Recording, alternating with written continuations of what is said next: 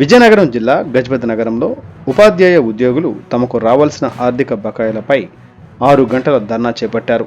ప్రస్తుత జగన్ ప్రభుత్వం ఉద్యోగులతో ఫ్రెండ్లీగా ఉంటానని హామీ ఇచ్చి ఈ ఎన్నికల్లో గెలవడం జరిగింది. ఇచ్చిన మాటను మర్చిపోవడంతో ఉద్యోగులు నిరసనలు చేపట్టారు. ఉద్యోగుల సంఘం నాయకుల చర్చలలో నవంబర్ నెలాఖరు కల్లా ఉద్యోగులకు రావాల్సిన కొంతమేర బకాయిలు చెల్లిస్తామని చెప్పి మాట తప్పిందని, అంతేకాకుండా కనీసం నెలసరి జీతాలు కూడా సక్రమంగా చెల్లించలేకపోతుందని, ఇలా అయితే ప్రభుత్వ ఉద్యోగులు ఆగ్రహానికి గురికాక తప్పదని ఆగ్రహం వ్యక్తం చేశారు. మాకు రావాల్సిన సుమారు వివిధ బకాయిలో భాగంగా 20,000 కోట్ల రూపాయల వరకు చెల్లించవలసి ఉందని, బకాయిలు చెల్లించని ఎడల ఉద్యమాన్ని తీవ్రతరం చేస్తామని ప్రభుత్వాన్ని హెచ్చరించారు. ఎస్ శంకర్, విజయనగరం జిల్లా స్టాఫ్ రిపోర్టర్.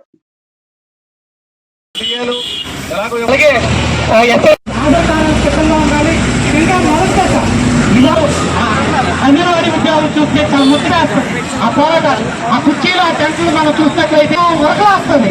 అటువంటివి మనకి ఎందుకు ఇన్ని వేల కోట్ల రూపాయలు ఇన్ని కోటలో నటరాజర్లో అయితే 250 మంది, మనబిల్లో 250 మంది, దాదాపు గైసార్లో 250.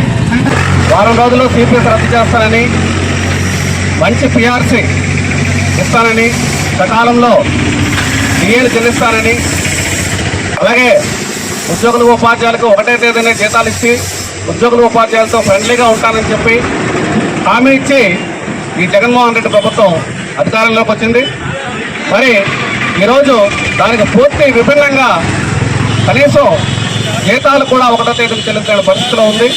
మరి మెరుగైన పిఆర్సీ, సకాలంలో డిఏలు ఎలాగో ఇవ్వలేదు, కనీసం జీతాలు కూడా ఒకటో తేదీన చెల్లించిన పరిస్థితిలో ఈ ప్రభుత్వం ఉంది.